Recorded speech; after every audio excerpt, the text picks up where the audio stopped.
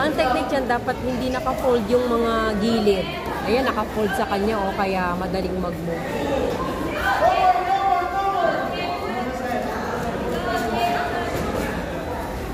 Oh!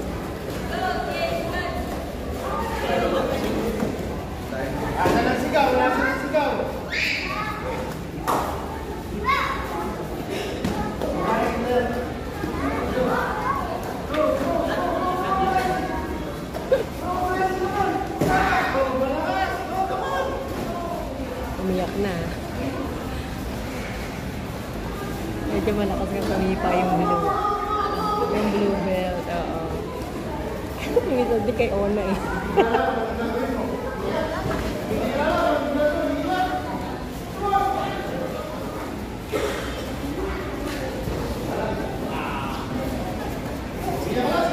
Sila, ano na, sila kainan ng mga blue belt.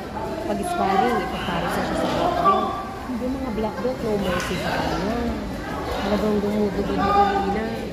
Kaya nung sana naging black belt, alam niya, nagpo-control, kinukontrol niya.